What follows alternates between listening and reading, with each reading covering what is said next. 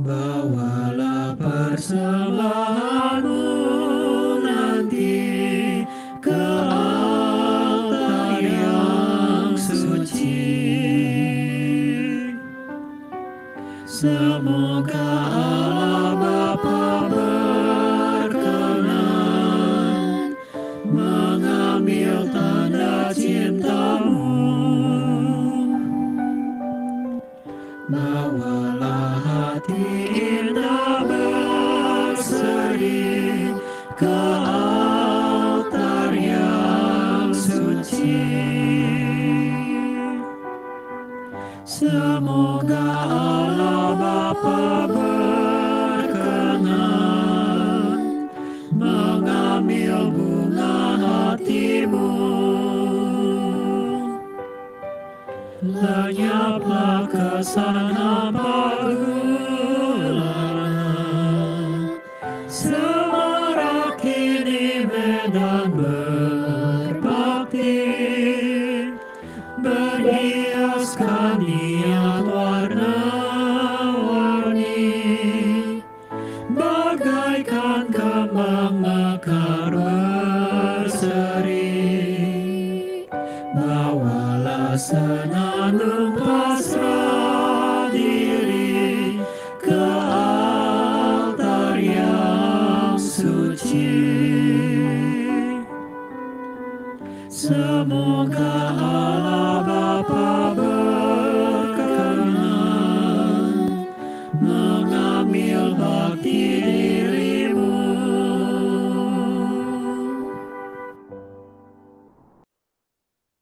Selamat pagi Romo Ismartono dan teman-teman yang di Asia.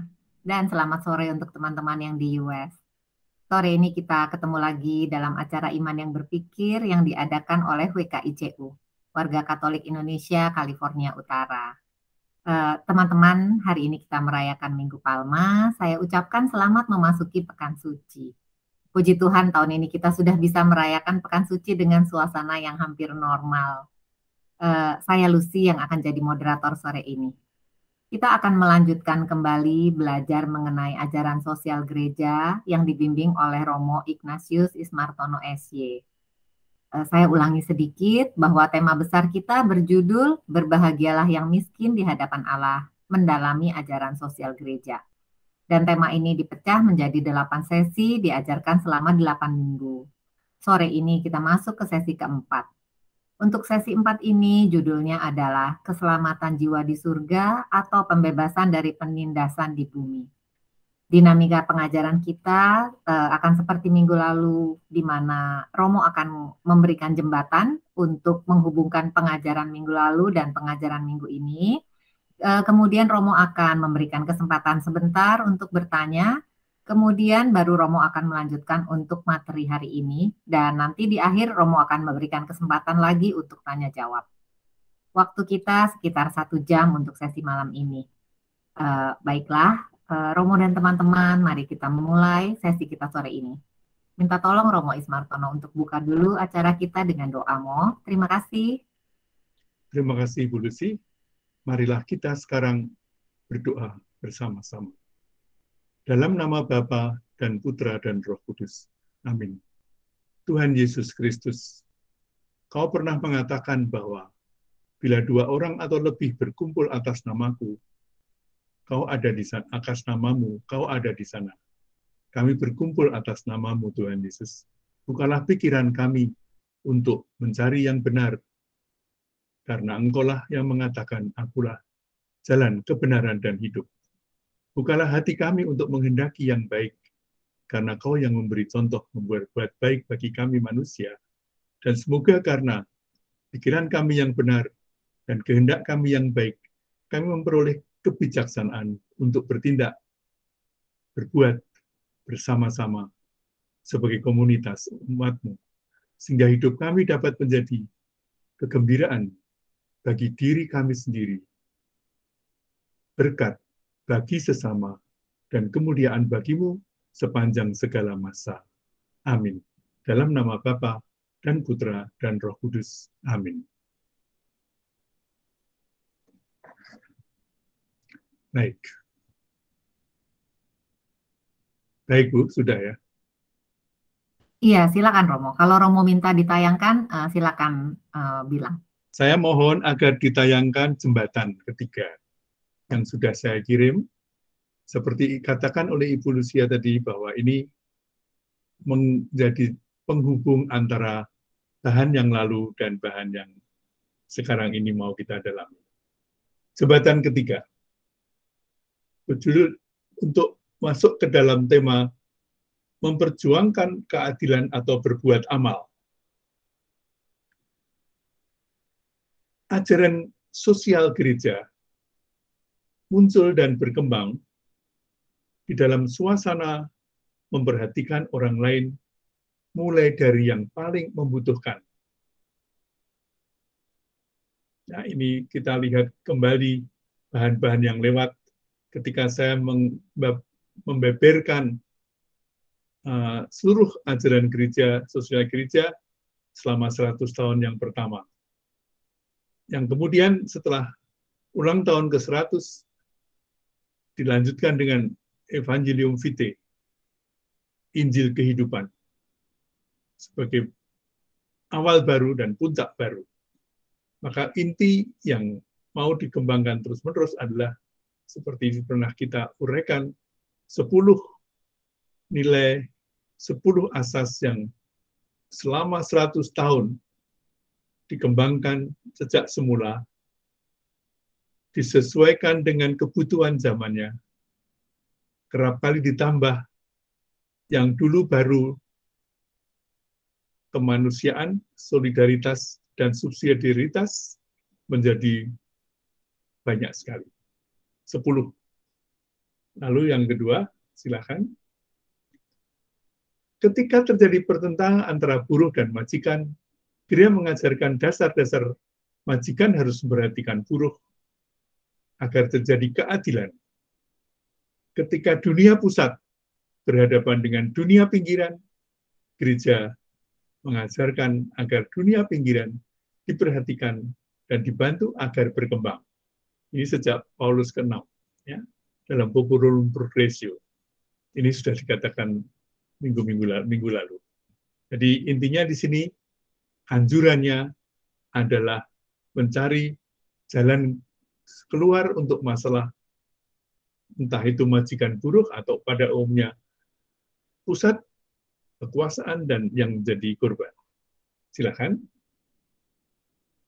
Ketika menemukan dua hal yang berhadapan, cara berpikir Katolik bukan atau-atau, melainkan mencari hubungan yang ada dari keduanya untuk menemukan yang ketiga. Lalu kita masuk ke tema yang lalu, berbuat amal atau nah sekarang berbuat amal atau bagi perjuangan keadilan, Gereja Katolik dari ajaran-ajarannya dapat disimpulkan bahwa berbuat amal sebagai bagian dari perjuangan keadilan demi lebih terwujudnya nilai kemanusiaan. Ya, ada 3 ya. Majikan buruh, lalu komunikasi, ada subsidiaritas, solidaritas, dan kemanusiaan. Maka bahan refleksi berikutnya, yang sekarang ini kita mau masuk adalah, apa tujuannya? Untuk keselamatan jiwa di surga atau pembebasan dari penindasan di bumi. Sekali lagi, judul yang diberikan saya bukan tanda tanya, tetapi kita mau masuk dulu seolah-olah itu ada tanda tanya untuk keselamatan jiwa di surga atau pembebasan dari penindasan di bumi. Nah, saya pun jasmani karena kalau lengkap ya, untuk keselamatan jiwa di surga atau pembebasan jasmani dari penindasan di bumi. Inilah tema hari ini. Silakan terus. Keselamatan utuh. Maka saya mengajak Anda untuk masuk ke dalam rumusan resmi ajaran. Ya. Karena itu pegangan kita untuk zaman ini. Keselamatan itu yang telah diperoleh Tuhan Yesus dengan membayar harga mahal, yaitu hidupnya sendiri, disempurnakan. dalam hidup baru yang menanti orang-orang benar setelah kematian, namun juga meresapi dunia ini sebagai kenyataan ekonomi dan kerja, teknologi dan komunikasi, masyarakat dan politik, masyarakat internasional dan berbagai relasi di antara mereka, aneka kebudayaan dan bangsa. Yesus dahulu datang untuk membawa keselamatan yang utuh. Itu rumusan dari gereja. Suatu keselamatan yang mencakup seluruh pribadi manusia dan semua manusia. Maka kita nanti akan masuk melalui rumusan resmi ajaran gereja yang seperti ini. Terus, ini saya ambil dari kompendium ajaran sosial gereja. Rumusannya panjang, tetapi sebetulnya bisa ditangkap langsung bahwa bukan hanya kesejahteraan di bumi,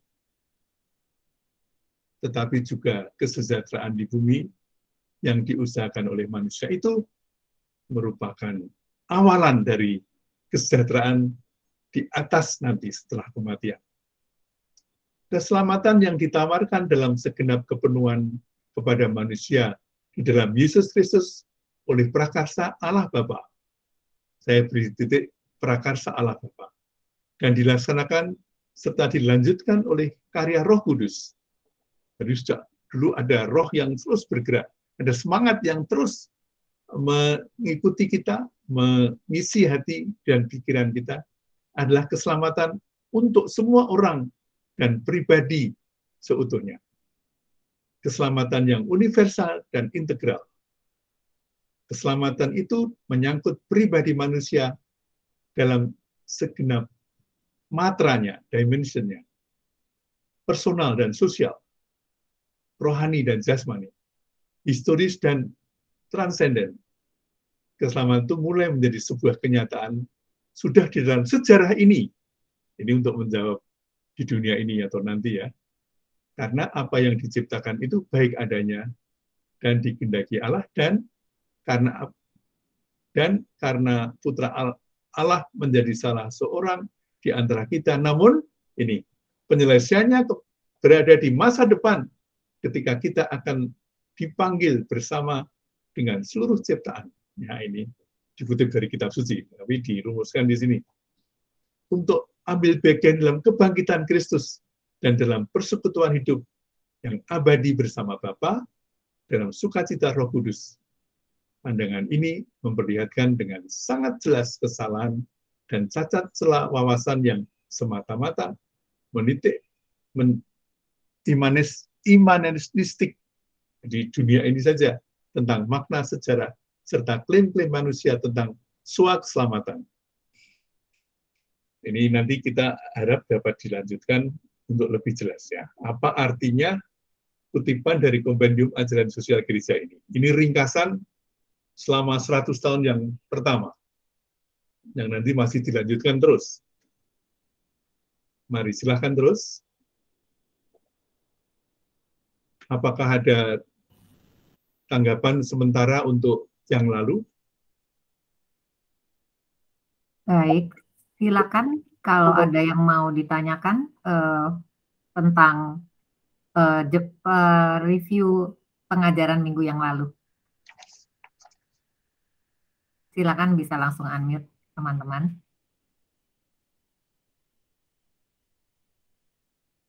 Kalau tidak ada, Romo akan lanjutkan dengan materi hari ini.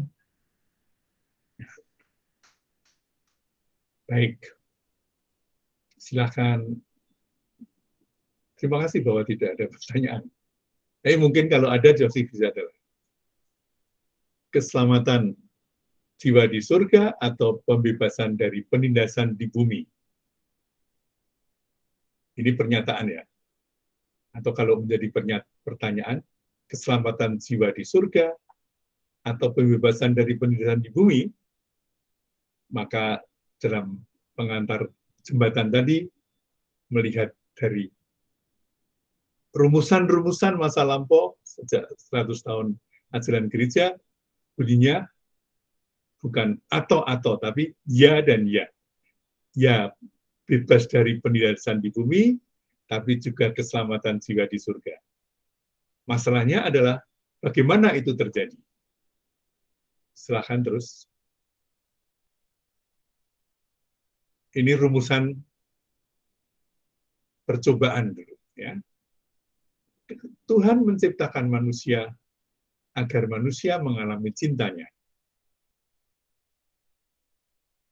Ketika manusia jatuh ke dalam dosa, dia mengirimkan putranya ke dunia agar manusia selamat. Ini suasana Minggu Suci ini, ya. Ketika manusia percaya kepada Kristus dan masuk ke dalam gerejanya, manusia masih saja berdosa. Sudah dibaptis, sudah menerima sakramen penguatan, berdosa tetap. Tetapi Tuhan masih saja ingin agar manusia selamat. Maka di dalam gereja disediakan kesempurnaan untuk bertobat. Terima kembali. Itu akarnya juga dari Injil. Anak yang hilang itu misalnya. Perempuan berdosa di Yohanes 8. Keselamatan dimengerti secara utuh, mencangkut pribadi manusia, secara menyeluruh, jiwa dan raganya, tapi juga manusia secara keseluruhan, semua manusia. Meskipun terjadinya melalui perjalanan sejarah di berbagai tempat dan sepanjang waktu. Zaman dulu saya tidak bisa melihat seperti hari-hari ini. Kemarin saya membuka perayaan Minggu Palma, ya. Itu dari seluruh bagian Indonesia ini. Dari gereja paling timur yang mulai 2 jam sebelumnya. Lalu yang itulah perayaannya. Orang senang diterima kembali. Terus Ibu. Sekarang saya ambil juga, kalau tadi yang saya ambil dari rumusan ajaran sosial gereja, sekarang dari katekismus gereja Katolik, yang Anda punya juga. Ini bisa di-download secara gratis, bahasa manapun, bahasa Indonesia juga. Yesus dalam bahasa Ibrani berarti Allah membebaskan. Pada waktu menyampaikan pewartaan, Malaikat Gabriel menamakan dia Yesus, yang menandaskan sekaligus siapa dia dan untuk apa ia diutus. Itu cerita tentang Maria diberi kabar oleh malaikat, ya, dari Lukas. Karena tidak ada seorang pun dapat mengampuni dosa selain Allah sendiri. Maka Allah sendirilah yang akan menyelamatkan umatnya dari dosa mereka. Dalam Yesus. Putranya yang abadi, yang telah menjadi manusia. Jadi dalam Yesus Allah menyimpulkan seluruh karya keselamatannya untuk umat manusia. Ini bentuk yang rumusan resminya. Tentu kita cari bagaimana mengerti. Jadi Yesus itu pribadi, tapi juga jaminan, ya. Jaminan bahwa apa yang dikatakan itu tidak omong kosong. Coba ya, misalnya Ibu Lucy ketemu saya dulu, seandainya ia di dalam kuliah misalnya, ya. Lalu saya bilang, Bu Lucy, nanti minggu depan libur loh. Biasanya mahasiswa senang ya libur gitu. Libur senang sekali gitu. Lalu tapi dia tidak mudah percaya, kalau sudah berpendidikan tinggi tidak mudah percaya akan omongan orang. Apa jaminannya, Pastor? Gitu ya. Jaminannya pulpen saya. Nanti kalau tidak jadi libur, pulpen saya boleh dipakai, diambil. Kalau pulpen seperti itu saya punya banyak sekali gitu. Apa ya? Buku saya. Buku seperti itu saya punya juga. Mobil saya. Mobil seperti itu rumah saya ada beberapa. Jaminannya apa? Apa yang saya omongkan itu dijamin oleh satu jaminan. Nah, ketika melalui Yesus Allah mengatakan, manusia, aku mencintaimu. Apa jaminannya, Tuhan? Apa ya jaminannya? Seluruh dunia ini, ya, tapi apa itu? Kamu saya selamatkan, ya, tapi apa jaminannya, gitu. Lalu Yesus datang, jaminannya adalah hidup saya sendiri. Apalagi kalau sudah dijamin dengan kehidupannya. Dan itu dibuktikan, dia mati. Ini kita rayakan minggu ini. Jadi Yesus itu menyelamatkan tidak hanya lewat omongan yang kosong, tapi omongan yang berjaminan. Nah inilah Katekismus mau mengatakan itu. Untuk semua ditawarkan. Mari kita teruskan. Lagi dari Katekismus ya. Injil-Injil ditulis oleh manusia-manusia yang termasuk orang-orang beriman pertama. Ini tentu bukan barang asing ya. Kita orang Katolik tidak mempercayai bahwa di surga sana ada Injil, lalu kemudian fotokopinya jatuh ke dunia, lalu kita baca ya, tidak. Ditulis oleh Matius, Markus, Lukas, Yohanes, dan komunitasnya. Dan yang hendak menyampaikan imannya kepada orang lain. Jadi Injil itu pada dasarnya adalah berdimensi sosial. Tidak ditulis untuk dirinya mereka sendiri, untuk komunitas yang mengalami, tapi untuk yang lain. Karena mereka mengetahui dari iman siapakah Yesus, mereka dapat melihat dalam seluruh kehidupan duniawinya, jejak-jejak rahasia batinnya, dan mengarahkan orang lain kepadanya. Dalam kehidupan Yesus, segala sesuatu mulai dari kain lampin waktu kelahirannya, ditulis oleh Lukas. Waktu kebangkitannya, merupakan tanda-tanda rahasia batinnya.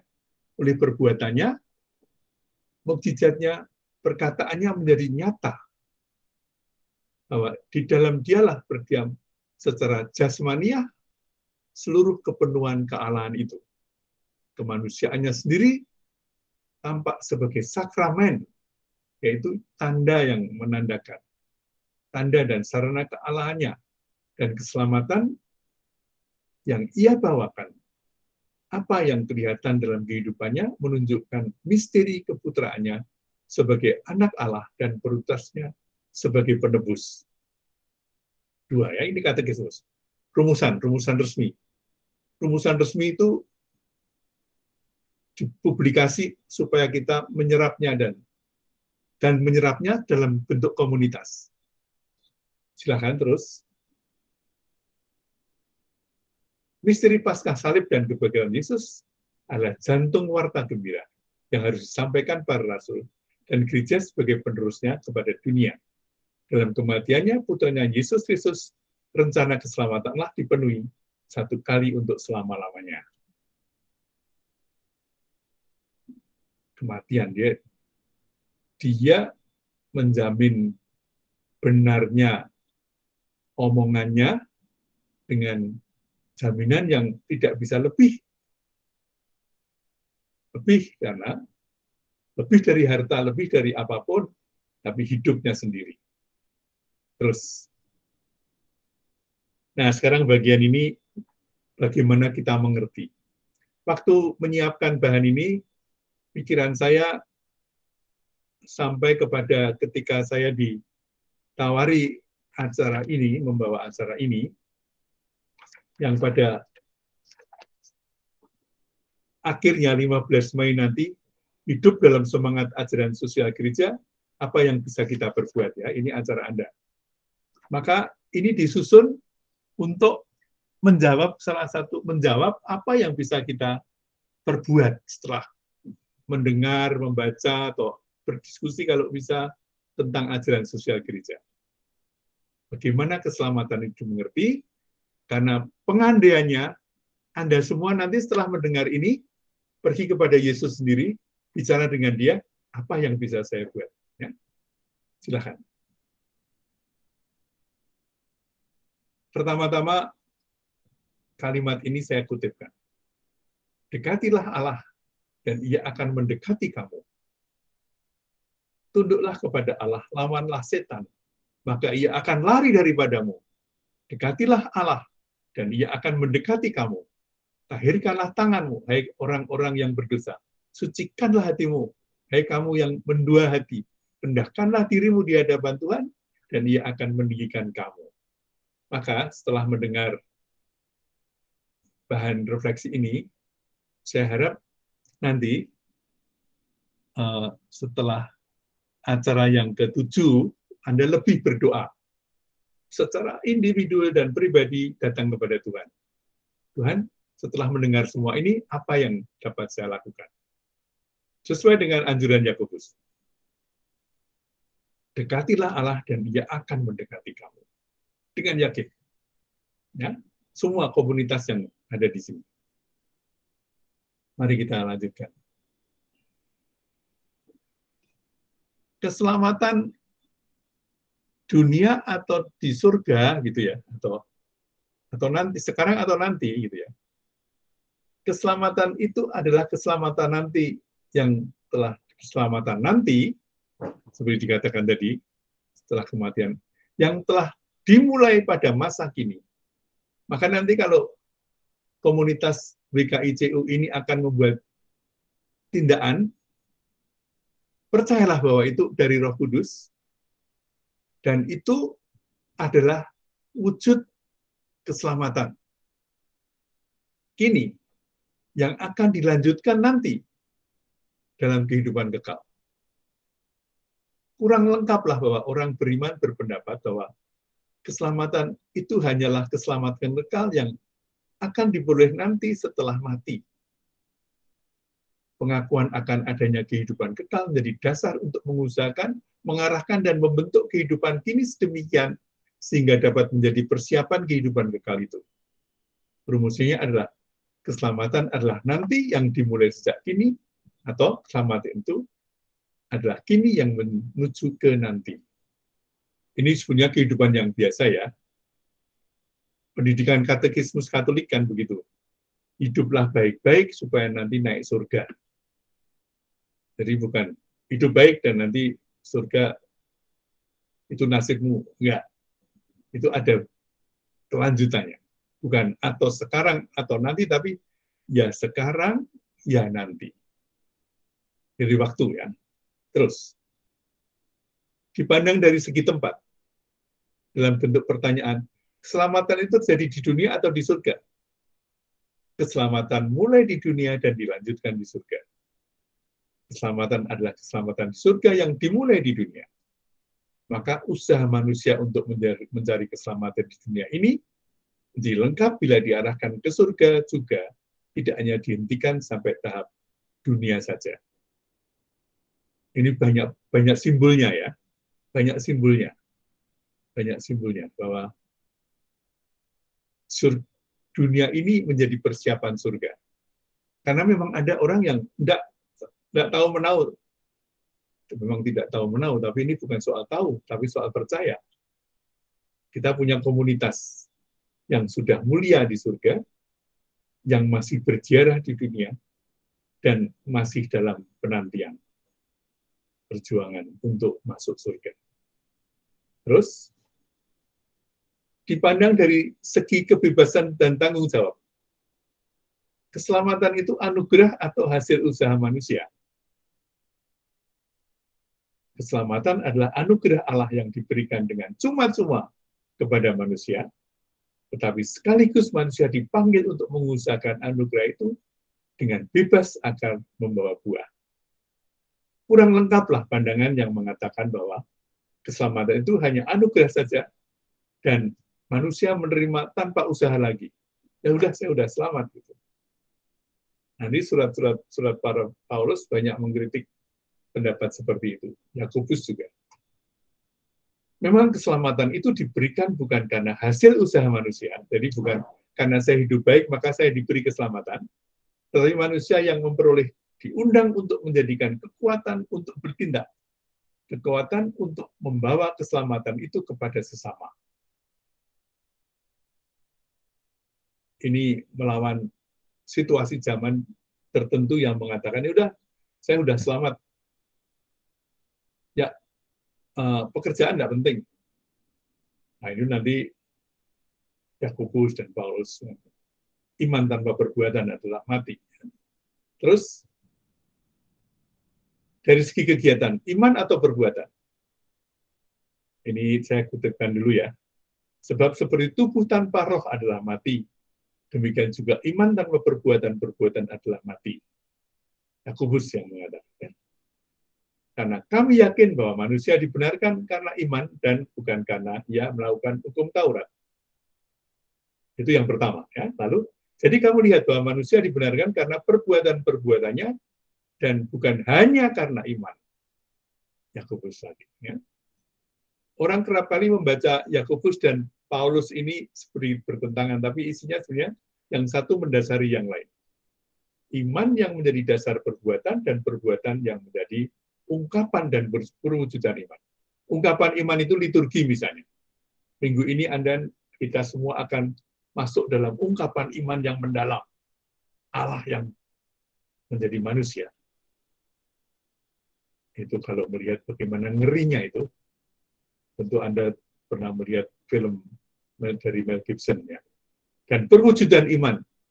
Jadi ungkapan iman itu liturgi, studi teologi, refleksi, dan perwujudan itu diwujudkan dalam pekerjaan. Silakan. Diberikan secara cuma-cuma. Keselamatan itu buah dari iman yang diberikan secara cuma-cuma. Ya. Saya menjadi Katolik bukan karena usaha saya. Saya menjadi Katolik dan berharap diselamatkan bukan karena pekerjaan saya, tapi karena Tuhan. Tapi karena Tuhan memberi saya iman, maka saya harus bekerja sesuai dengan iman itu. Karena imanmu telah menyelamatkan engkau, itu cerita dari Lukas 17. Ya. Jika ada orang minta disembuhkan.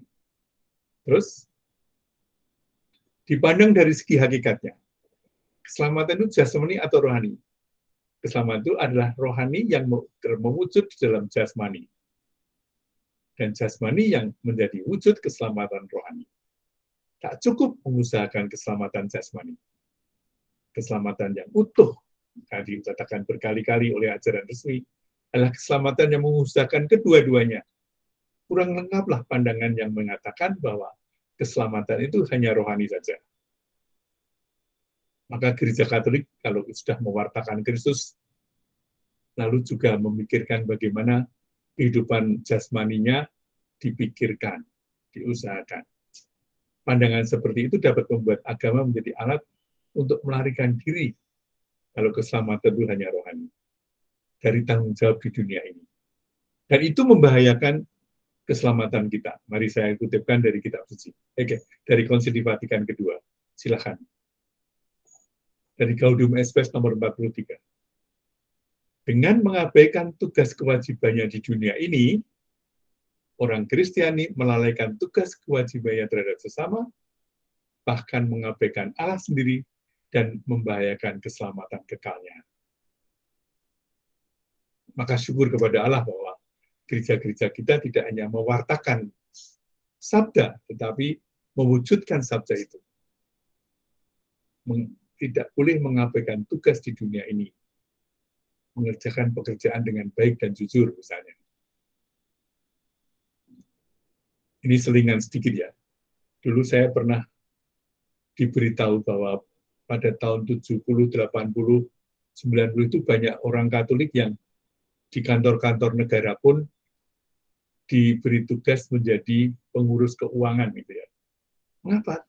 Bahkan ada panitia masjid yang minta supaya orang Katolik menjadi bendahara gitu ya. Kenapa? Karena orang Katolik tidak akan korupsi, itu ceritanya begitu ya. Kenapa? Karena dia menjalankan tugas dunia ini secara benar. Maka dipercaya oleh orang lain. Karena kalau tidak, bahaya. Terus Ibu, dari segi baik buruk, dipandang dari segi baik buruk. Hanya untuk orang baik selamat itu, untuk mereka yang benar dan baik saja, keselamatan adalah kebaikan yang mengubah kejahatan. Dulu kerap kita secara populer pendapat, yang naik surga itu hanya orang yang baik-baik, gitu ya. Yang jahat-jahat tidak, gitu. Tapi kan orang kaget, loh kok Tuhan Yesus mencintai orang berdosa, gitu. Bagaimana orang berdosa setelah mati, gitu? Apakah masuk neraka selama-lamanya? Gereja Katolik tidak sangat menekankan itu. Bukan berarti tidak percaya pada neraka, tapi membuatkan ruang di mana disebut ruang api pensucian atau penantian. Ya. Akhirnya semua sampai kepada Yesus. Tetapi kalau saya di dunia ini banyak dosanya, saya menanti lebih panjang gitu ya. Dan inilah ruang dalam bentuk sakramental. Keselamatan itu untuk orang berdosa agar dia menjadi benar di hadapan Allah dan sesamanya. Pendosa yang menerima keselamatan akan berusaha mengubah hidupnya. Dia akan bertobat dan kembali kepada Allah. Dia tidak dibuang, dia ditebus. Dan semakin orang itu baik, semakin dia dipanggil untuk mengampuni orang lain seperti dia telah diampuni oleh Allah. Pengertian keselamatan di sini berkembang dari yang berdosa dihukum dan yang baik diberi ganjaran menjadi yang berdosa diampuni dan yang baik diajak untuk membawa buah kebaikan itu. Itulah hasil refleksi tentang ajaran Katolik. Ya. Maka yang berdosa itu tidak dibuang. Dasarnya Injil. Tetapi yang berdosa diundang untuk kembali.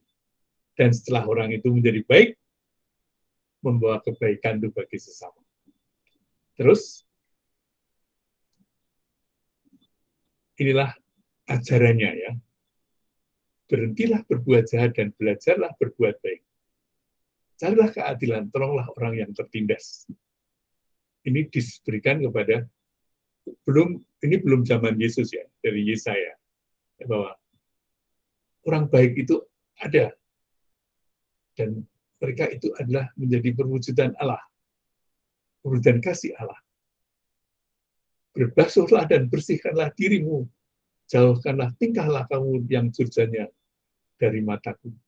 Berhentilah berbuat jahat dan belajarlah berbuat baik. Carilah keadilan dan tolonglah orang tertindas.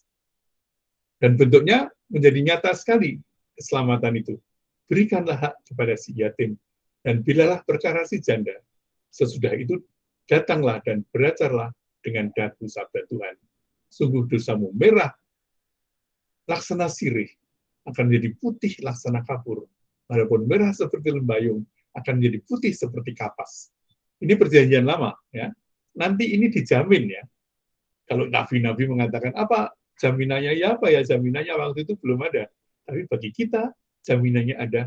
Yesus sendiri yang sudah mati untuk omongannya ini. Omongan zaman sejak para nabi. Ya, jaminan keselamatan. Terus, dipandang dari peruntukannya. Keselamatan untuk siapa? Untuk orang-orang tertentu saja? Untuk orang pilihan saja? Keselamatan untuk semua orang. Dimulai dengan orang-orang tertentu dalam sejarah iman kita, mulai dengan bangsa terpilih Israel. Dimulai dari pribadi tertentu. Dari dalam zaman modern, dari Padre Pio, dari banyak orang kudus, diperuntukkan bagi semua orang. Artinya orang atau kelompok yang percaya bahwa Allah telah menyelamatkan itu dengan tetap memperhatikan kebebasan, mengusahakan keselamatan bagi orang lain. Syukur kepada Allah, saya kira gereja-gereja mempunyai benih ini dan BKICU mau secara intensif melihat itu. Anda percaya bahwa Tuhan mencintai dan sudah diselamatkan. Lalu apa yang harus diperbuat? Menyelamat, mengusahakan untuk orang lain. Sebagai langkah pertama, iman itu kurnia. Iman itu anugerah bebas dari Allah. Tapi setelah manusia menerima, beriman, dia dipanggil untuk mengerjakan keselamatan itu. Maka keselamatan yang mau dijadikan bahan refleksi, itu harus kita kerjakan. Silakan terus. Inilah nasihatnya. Kerjakanlah keselamatanmu dengan takut dan gentar. Sebab Allah yang mengerjakan dalam dirimu baik kemauan maupun pelaksanaan menurut kerelaannya. Lakukanlah segala sesuatu dengan tidak bersungut-sungut dan berbantah-bantah supaya kamu tiada bercela, tiada bernoda. Tapi kata khususnya, kerjakanlah keselamatanmu. Renungan atau refleksi ini saya susun untuk menuju ke arah ini. Persoalan keselamatan bukan hanya sekarang atau nanti, untuk orang tertentu atau semua orang, untuk orang baik saja atau untuk juga yang jahat, tapi intinya kerjakanlah keselamatanmu. Ini cocok dengan simbol agama kita ya. Pikiran otaknya disentuh atas nama Bapa dan Putra dan Roh Kudus. Amin. Pikiran ini, pikiran mencari kebenaran.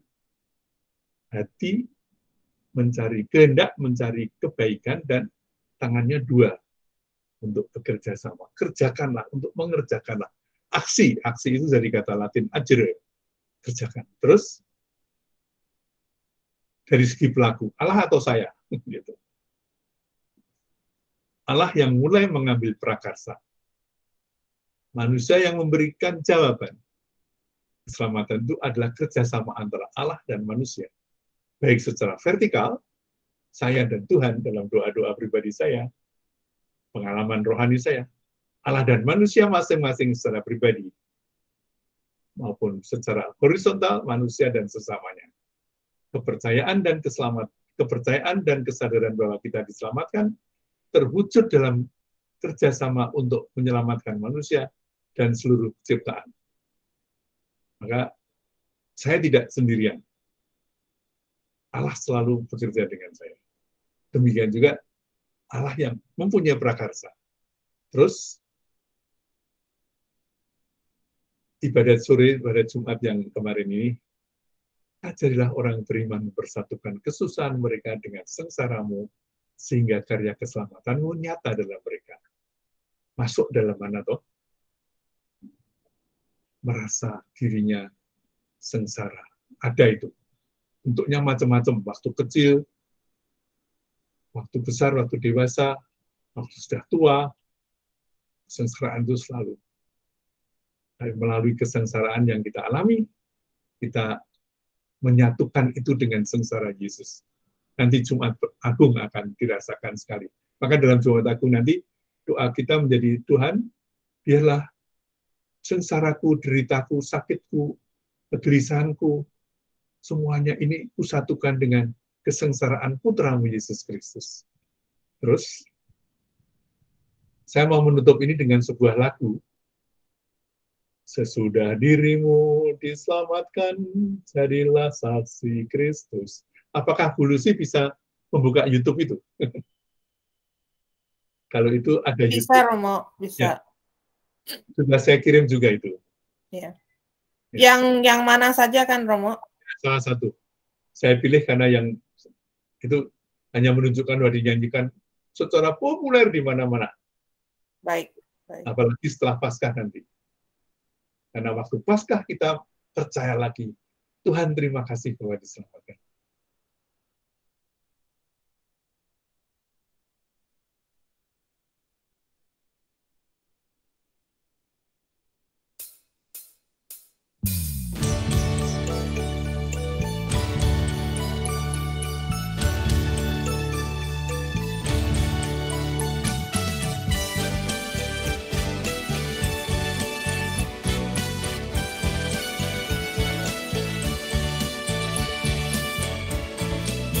Sesudah dirimu diselamatkan, jadilah saksi Kristus. Cahaya hatimu jadi terang, jadilah saksi Kristus. Tujuan hidupmu jadi nyata, jadilah saksi Kristus.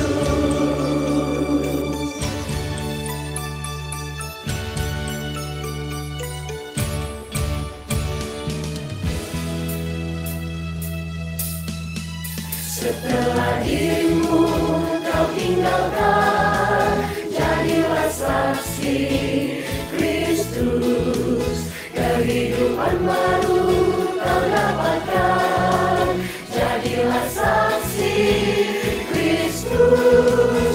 Api cinta Kristus kau kobarkan, jadilah saksi Kristus.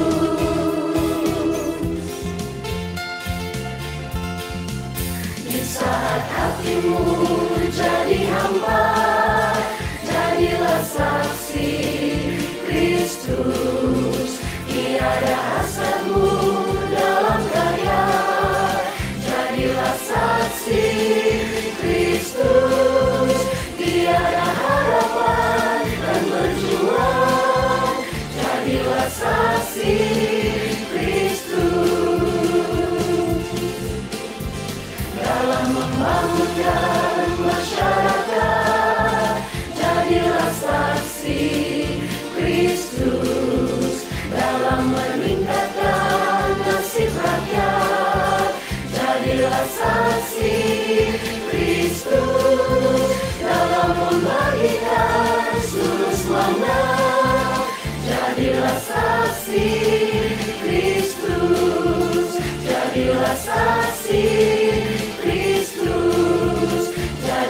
saksi Kristus.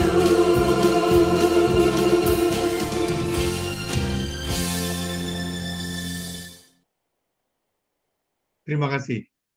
Silahkan kalau ada tanggapan atau tanya jawab. Baik, Romo. Terima kasih, Mo. Sangat menarik penjelasannya yang barusan.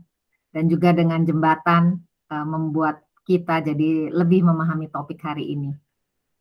Sebelum kita lanjutkan dengan sesi sharing dan tanya jawab, kita akan ada pengumuman dulu sebentar, Mo, sekalian memberikan waktu buat Romo untuk sela tarik napas. Silakan, Tia. Iya. Bagi yang ingin berbagi berkat, menabur untuk pengajaran-pengajaran secara online yang diadakan oleh WKICU, Anda bisa mengirimkan cek ke Marcella Raharjo di alamat berikut, atau bisa juga Anda kirimkan secara elektronik di Zelle ke bendahara@wkicu.org. Diberikan catatan IEB. Terima kasih kepada semua teman-teman yang telah mengirimkan persembahannya untuk WKICU. Berikutnya adalah tanggal 15 April kita akan bertemu lagi dalam Ignatian Spiritual Exercise yang dibimbing oleh Romo Andalas. Waktunya sama jam 8 dan tanggal 15 April nanti kita akan masuk ke sesi terakhir. Judul yang dibawakan Romo untuk menutup IC Spring Program ini adalah apa makna cinta Yesus buat kita semua. Inspirasinya diambil dari Yohanes 13 ayat 1-17. Silakan kalau ada yang mau dibaca dulu. Berikutnya minggu depan tanggal 17 April kita libur dulu dari acara Iman yang Berpikir karena minggu depan adalah Easter Sunday. Harinya kita berburu telur Paskah. Dan minggu depan akan ada Misa Paskah WKICU jam 2 siang di St. Anne Church, Union City. Kita akan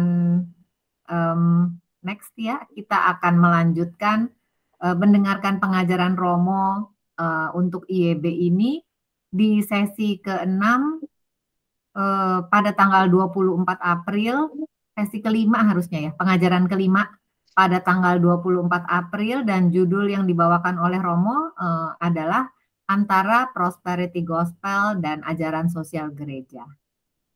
Oke, terima kasih. Hanya itu saja pengumumannya. Sekarang kita akan masuk ke sesi sharing dan tanya jawab. Bagi teman-teman yang mau bertanya atau memberikan opini, silakan unmute. Terima kasih.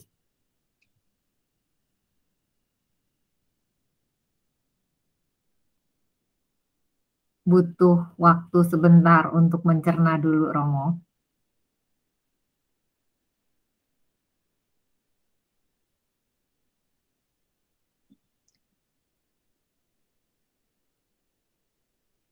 Oh, saya lihat Pak Arsian buka mic. Silakan Pak Arsian, kalau ada yang mau disampaikan, langsung aja. Ya, selamat malam dan selamat pagi lah. Romo yang terhormat, saya ingin tanya, untuk berikan saksi Yesus ke umum itu caranya bagaimana? Saya banyak bergaul dengan masyarakat Buddhis ya, dengan masyarakat Islam, dan bla bla bla lah. Kalau saya boleh kasih kesaksian, Mo, ini agak sombong dikit. Saya sendiri sudah merenovasi, penggagas dan pengumpul dana untuk sebuah mushola gede dan 3 masjid kecil, namanya apa?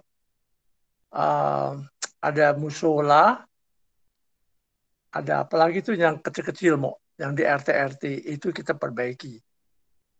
Cuman bagaimana caranya saya harus memberikan saksi soal Yesus? Karena kalau orang tuh sangat sensitif. Kalau kita bawa nama Yesus tuh agak sensitif.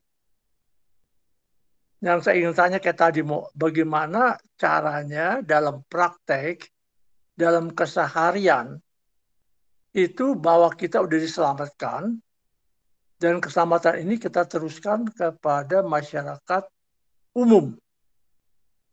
Kalau kepada umat di lingkungan saya sih, bukan seni kali ya, itu udah biasa lah.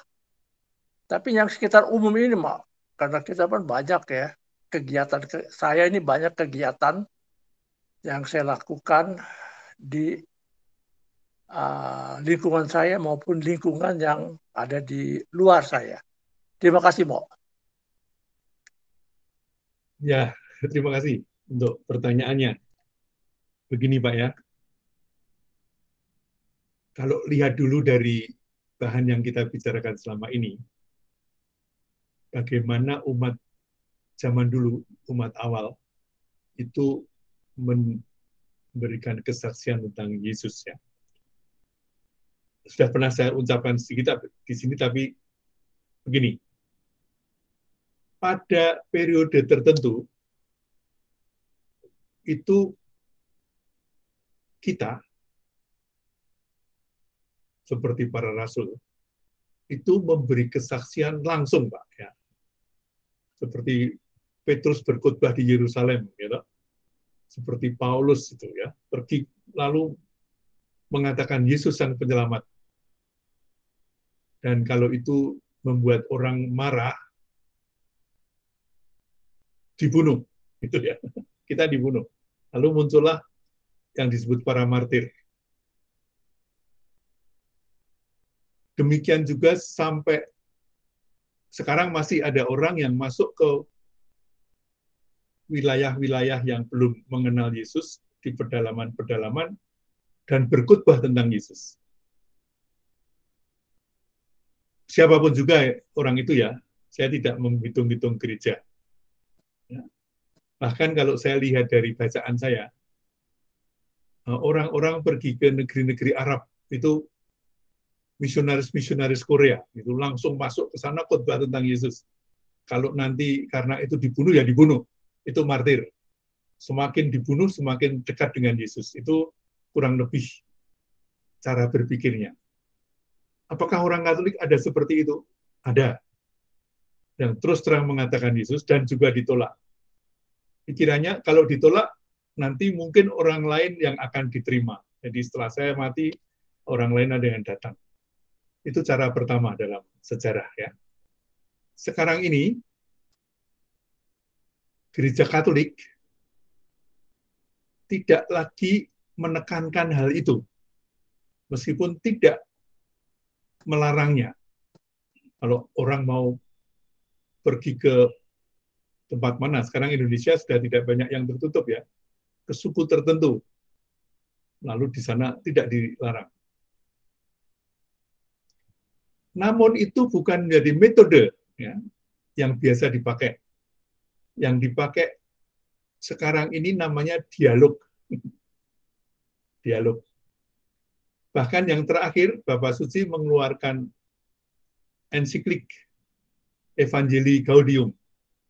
Dia tidak menekankan soal menambah jumlah orang Katolik, tetapi tetap berkata siapa Yesus. Meskipun tidak secara eksplisit lagi. Masuk satu kampung, lalu kemudian mengatakan, kamu harus bertobat, kalau tidak kamu ini tidak lagi. Kita tidak dengan cara. Tapi disebut dialog. Ajaran sosial, ajaran gereja dan sosial gereja semakin mengutamakan itu. Kenapa? Ya. Dasarnya apa? Kalimat dari Yohanes 15. Akulah jalan kebenaran dan hidup, dan barang siapa mau sampai kepada Bapa harus melalui aku. Tapi akunya itu bisa bentuknya mencari kebenaran. Ya, karena dia adalah sang kebenaran. Mengusahakan kehidupan. Dokter-dokter banyak, sekarang masih ada, pergi ke Papua Tengah dengan hidup sederhana untuk memperjuangkan, memeriksa kesehatan rakyat untuk kehidupan. Inti kehidupan itu Yesus sendiri. Akulah jalan kebenaran dan hidup. Maka akunya ini bentuknya adalah ketika membuat jalan, membuat pekerjaan. Intinya pekerjaan-pekerjaan yang bisa menjadi kabar baik dari pihak kita, itu perwujudan Yesus. Dalam doa kita, akhirnya semoga orang itu mengenal Yesus. Maka Bapak, kalau Bapak tadi menceritakan ya, itulah pekerjaan yang dialog tadi.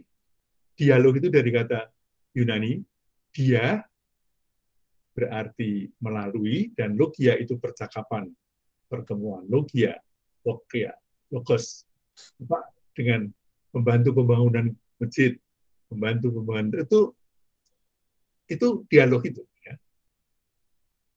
Maka dari itu caranya banyak sekali, cari kesempatan yang sekarang kelihatannya umum bagi gereja di Indonesia adalah menyelenggarakan pendidikan, sekolah-sekolah akan diteruskan, kesehatan, rumah-rumah sakit, dan juga menduduki posisi publik untuk memperjuangkan keadilan. Itu Pak, saya sendiri ya. Saya sendiri seperti saya sudah mengenalkan diri, menjalankan bersama ex-mahasiswa-mahasiswi saya dulu, Sahabat Insan.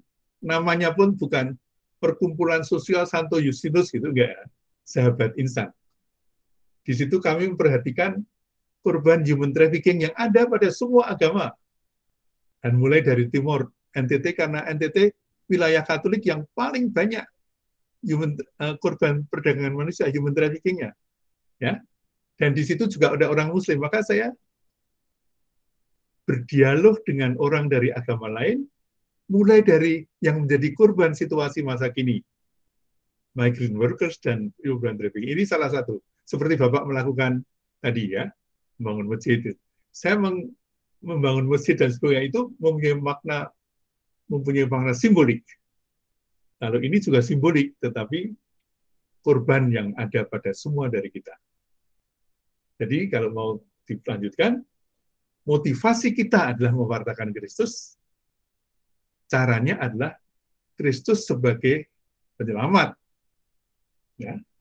Yang dalam sejarah kerap kali ditekankan Kristus sebagai penguasa. Ya. Tapi sekarang ini dialog, melalui omongan, melalui pertemuan, dan sebagainya. Demikian Pak Arsyan. Ya, mau tambahan lagi, mau. Bukankah bisa terjadi dialog kalau mindset kita tuh mirip-mirip ya? Kadang kalau saya mau dialog dengan para pemuda atau bertukar pikiran, tapi itu kesannya tuh ada, lu ngomong Tuhan, lu emang paling benar.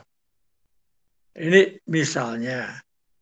Dan seperti yang juga Romo pernah singgung waktu yang lalu, caranya Yayasan Cusi, apakah itu enggak cara yang paling tepat?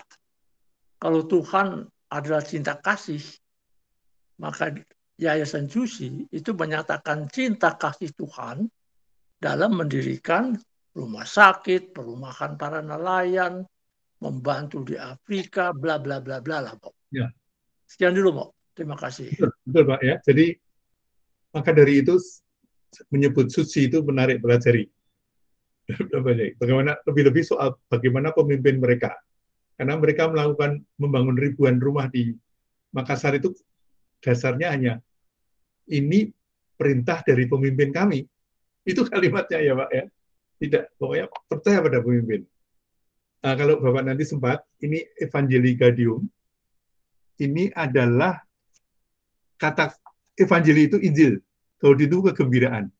Maka kalau selama ini kerap kali kekristenan dikembangkan lewat bersama para pedagang rempah-rempah zaman dulu, bahkan kalau mereka perang mengalahkan Ternate, Tidore, Ambon, itu dengan pedang juga. Sekarang ini kegembiraan hendaknya yang menjadi pintu masuk ke dalam hubungan dengan orang-orang beragama lain. Tentu sejauh saya alami, Pak ya, Gereja Katolik sendiri tidak menekankan tambahnya umat secara kuantitatif. Ya. Meskipun banyak orang senang itu, tapi lebih kualitatif. Bagaimana misinya Allah yang menjadi kabar gembira itu sampai kepada mereka.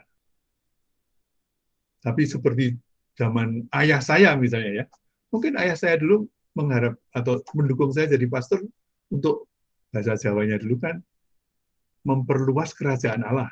Dan kerajaan Allah bagi ayah saya, orang biasa itu adalah bahwa itu adalah jumlah orang Katolik yang bertambah.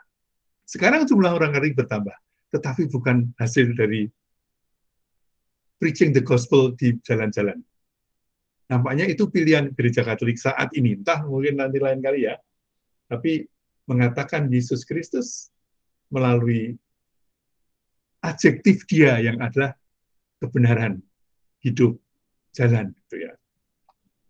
Dan Paulus sekarang menganjurkan orang muda Katolik hendaknya jangan takut masuk dalam area publik, servis, jadi lurah, jadi kalau bisa ya, semacam itu Pak ya. Tapi Bapak tadi contoh untuk memenuhi kebutuhan. Mereka butuh masjid, musyola, berikan.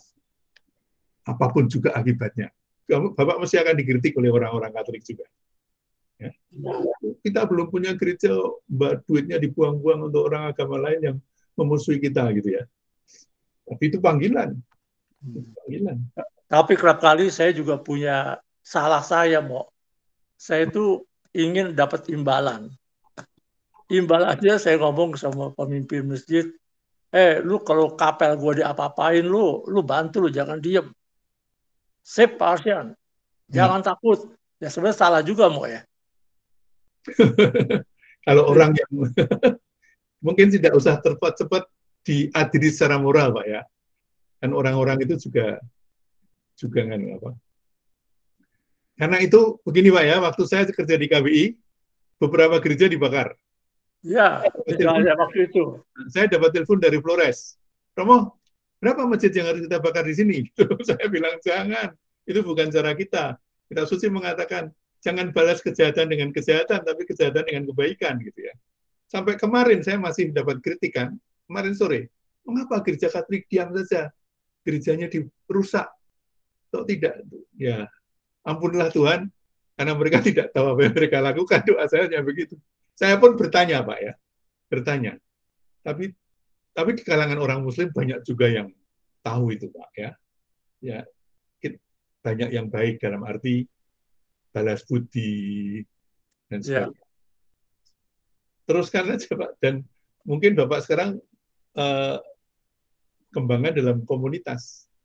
Banyak di paroki-paroki sudah ada seksi hubungan antar agama dan kepercayaan, ya seperti saya juga kalau dulu pernah berkunjung ke musyola itu yang cukup besar, malah ada ibu-ibu dia bilang sama saya, oh Haji Arsian katanya.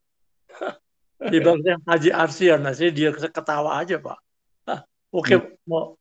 Terima kasih Pak. Selamat Pak, berjumpa ya. Iya, terima kasih Pak Arsian. Apakah ada yang lain yang mau disampaikan ke Romo? Silakan.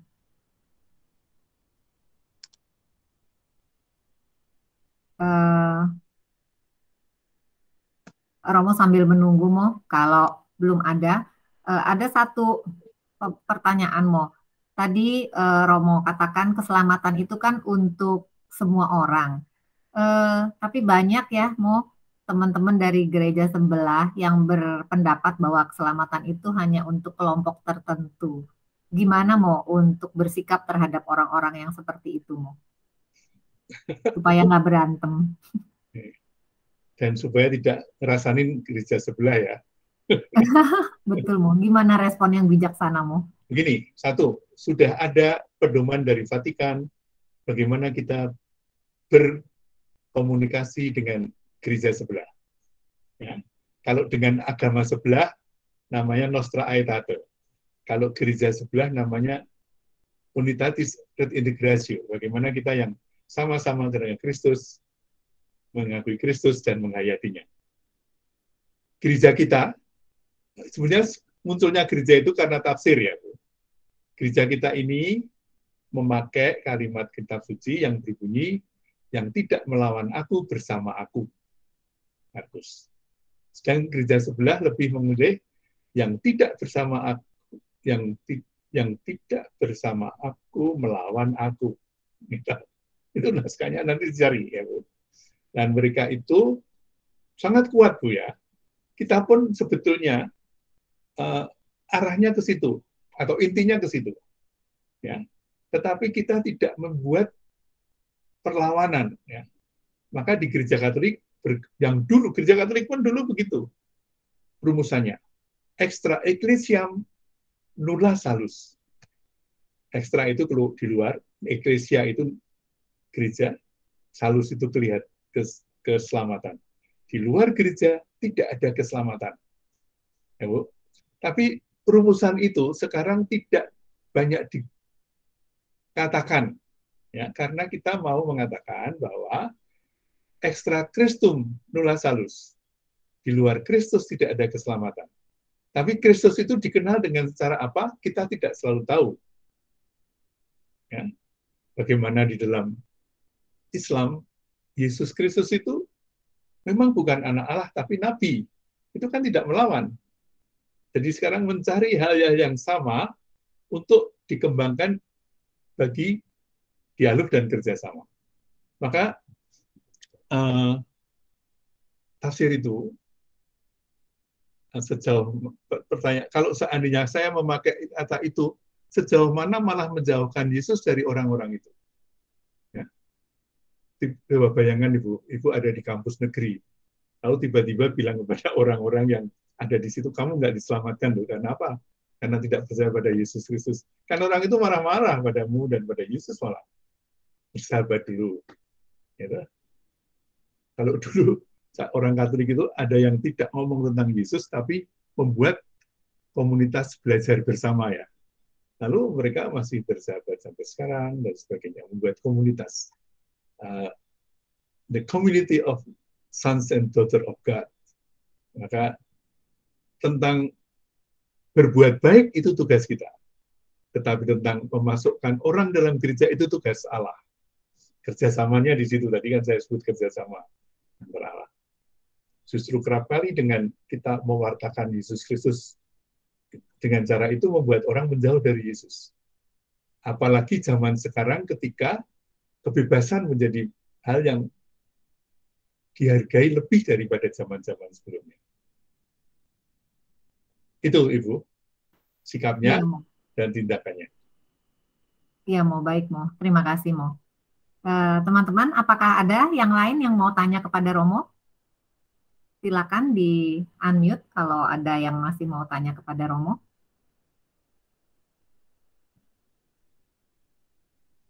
Kalau enggak, kita bisa sudahi acara malam ini. Mungkin tunggu sebentar ya. Tunggu sebentar, baik. Enggak apa-apa. Ya. Saya sediakan waktu. Baik. Jadi besok Senin tidak ada, Bu ya? Betul, Mo. Tapi karena di sana hari Minggu mereka Easter Sunday. Tapi itu akan streaming atau begitu enggak ya? Hari Minggu mereka Easter Sunday akan ada misa Paskah di Minggu Paskah di Gereja Saint Anne. Tapi ada streaming? Enggak. Ada? Tidak. Enggak ada, Mo. Kita libur, Mo.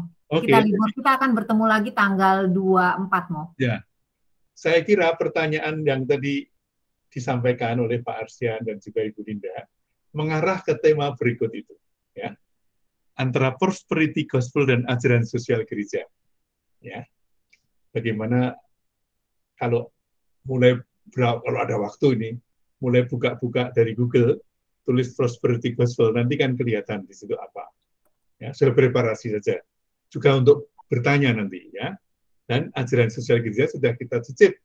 Kita lihat selama ini, nanti kan pelan-pelan nampak jelas. Ya. Tetapi ingat bahwa cara berpikir Katolik ini tidak atau-atau, ya. Tetapi lihat itu, ya. Cari yang common di antara keduanya dan mencari yang ketiga untuk dikembangkan. Baik, Mo. Baik. Tante Swan, apakah ada yang mau disampaikan? Silakan, Tante. Romo, tadi Romo mengatakan bahwa menurut Pope Francis lebih tidak mementingkan, pokoknya kalau orang-orang Katolik itu sekarang jumlahnya mengurang, bukan yang itu yang dia perlukan kan, tapi bagaimana kitanya sikap dari hari ke hari terhadap sesama. Saya sekarang tanya, kalau begitu, bagaimana dengan gereja-gereja yang kosong? Bagaimana? Apakah itu dijual atau bagaimana? Saya melihatnya sekarang dengan ekonominya the Pope. Itu bagaimana, Rom? Ya. Jadi tentang dijual atau tidak, itu sebetulnya merupakan keputusan dari keuskupan ya, gereja lokal ya. Bahkan bukan dari Vatikan ya. Sebetulnya menjual gereja itu sudah lama terjadi. Yang sangat mencolok adalah Amsterdam. Itu gerejanya yang milik Yesuit dulu, besar itu dijual. Lalu di Amerika juga ada beberapa. Itu pertimbangan dari lokal. Tentu itu mengandaikan banyak hal. Ekonomi, sosial. Nah, lalu pertanyaan pertama adalah mengapa gereja kita jadi kosong? Ya, kerap kali bukan karena orang menolak Kristus loh. Karena itu biasanya dulu ketika gereja dibangun pertama, itu berada di pusat kota. Dan pusat kota itu berkembang jadi pertokoan, jadi bisnis center dan sebagainya, sehingga tidak ada penghuni. Maka mereka membangun gereja di pinggiran. Maka gereja yang di kota itu tidak dipakai. Dan migran banyak yang datang. Dan migran itu kalau datang juga di tempat seperti itu. Maka gereja Katolik cukup banyak yang bilang, pakai aja gitu. Kita menghormati Allah yang sama. Itu ada satu contoh yang sangat unik di Amerika, yang saya pernah lihat di video. Jadi menjual gereja itu menjual bentuk lahirnya iman kita. Ya. Itu tidak menyenangkan memang, tetapi baik kalau itu diperhatikan alasannya dan dipertimbangkan oleh siapa? Komunitas tempat. Komunitas tempat. Maka di Jerman bahkan ya, seperti di Eropa itu begitu banyak sekali dan bagus-bagus. Dan di sini kebanyakan gereja itu ada sekolahannya juga ya, sekolahan Katolik. Dan ya. itu sekarang yang anak-anak yang masuk di sekolahan Katolik itu tidak semuanya Katolik, Romo. Tapi bagaimana? Harus ditutup. Ya. Ya, tapi itu pertimbangan setempat, Bu. Misalnya Canisius ini sejak semula juga tidak semua Katolik, Bu. Ya. Dulu banyak orang Katolik yang tidak Katolik sekolah di sini. Dan kemudian juga tetap menjadi tidak Katolik sampai mati. Ya. Jadi memang kita pilih itu biar kita ini Katolik itu dari kata dan hormon untuk umum. Ya. Tapi Bu, tentang penutupan gereja ini belum ada kata final, ya, tetapi progres masih berjalan. Di satu pihak di dunia ketiga, gereja dibutuhkan dan dihalangi pembangunannya. Di lain pihak di dunia pertama, istilah lama ini, adalah bahwa tidak dipakai dan diserahkan kepada komunitas muslim. Itu yang menjadi omongan sekarang, menjadi diskusi, menjadi pertimbangan. Pertimbangan defensif itu adalah mengapa itu tidak bisa dipakai lagi. Jawabnya, urbanisasi urban areanya bergeser ke periferi. Dari urban ke suburban itu dibangun gereja baru. Ada yang mengatakan di Eropa lebih-lebih karena memang gereja di Eropa berhadapan dengan sekularisme yang sangat besar yang membuat orang-orang tidak menghargai agamanya lagi, tidak menghayati agamanya lagi, bahkan mau masuk dalam bidang pendidikan. Ya, banyak alasan. Tapi menutup dan membuka itu bagus-bagus tuh. Tapi yang bagus juga di Ukraina ini ya, kuno-kuno bagus-bagus dibom gitu ya, itu juga menyedihkan. Tapi yang Eropa itu memang melawan sekularisasi, sekularisme. Yang Amerika saya pernah lihat satu video yang menarik tentang bagaimana gereja itu dijadikan masjid. Saya percaya atau saya berharap bahwa kalau orang-orang Muslim yang berdoa di bekas gereja itu, dia tidak seperti orang-orang Muslim yang memusuhi orang Kristen. Dan itu suatu kualitas juga ya, kualitas hidup. Terima kasih Romo. Semoga. Baik, ada lagi yang mau tanya ke Romo? Kita masih punya waktu buat satu orang lagi sebelum kita tutup. Ini ada Pak Randy Tendian, ini dulu saya kenal ya. Saya putranya Dr. Tendian yang ada di Jakarta. Pak Randy di Jakarta nggak Pak Randy? Enggak, saya di Atlanta. Oh. Apakah putranya Dr. Tendian yang di Karolus? Itu om saya, anaknya dia ada satu di sini, Steve Tendian. Steve ya? Iya. Iya, si Salam Steve saya. di sini. Ya. Ini nanti saya sampaikan, Mo. Saya kenal di Karolus. Oh, pada. Ya. Iya, Om Edmond dulu di Karolus sih dulu ya. Ya. Baik. Apakah ada teman-teman yang masih mau tanya? Kalau enggak, kita akan sudahi sesi malam ini. Saya rasa sudah cukup, Mo. Teman-teman sudah cukup jelas. Kita tutup acara kita malam ini. Terima kasih atas waktunya Romo Ismartono yang sudah menjelaskan dan menjawab semua pertanyaan dengan sabar. Terima kasih juga kepada Pak Arsian, Tante Swan yang sudah bertanya sehingga memperkaya warna dari sesi kita hari ini. Dan juga terima kasih ke Tia yang membantu kita di belakang layar. Juga makasih buat semua teman-teman atas perhatiannya.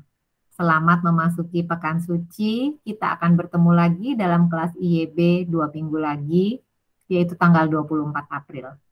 Mari kita tutup acara malam ini dengan doa. Minta tolong Romo Ismartono tutup dengan doa dan berikan berkat buat kita semua ya, Mo. Terima kasih. Baik, Bu Lucy. Marilah kita siapkan hati untuk berdoa. Dalam nama Bapa dan Putra dan Roh Kudus. Amin. Ya Tuhan, kami mengucapkan syukur. Semoga komunitas ini menjadi seperti komunitas pertamamu dulu, yang berada di bawah pimpinan Maria Bundamu. Mulai dengan pertemuan di lantai kedua rumahnya, untuk kemudian menyebar ke seluruh bumi menjadi rasulmu. Maka sekarang saya mau mengajak Anda berdoa, menyapa Samaria seperti malaikat menyapa Bunda. Salam Maria, penuh rahmat, Tuhan sertamu. Terpujilah engkau di antara wanita, dan terpujilah buah tubuhmu Yesus. Santa Maria, Bunda Allah, doakanlah kami yang berdosa ini, sekarang dan waktu kami mati. Amin. Tuhan sertamu, dan sertamu juga. Semoga kita semua diberkati oleh Allah yang Maha Kuasa, Bapa dan Putra dan Roh Kudus. Amin. Terima kasih Romo, terima kasih teman-teman. Terima kasih Hans Pramudita. Yuk, selamat Paskah. Selamat Paskah. Terima kasih Romo. Thank you Romo, thank you.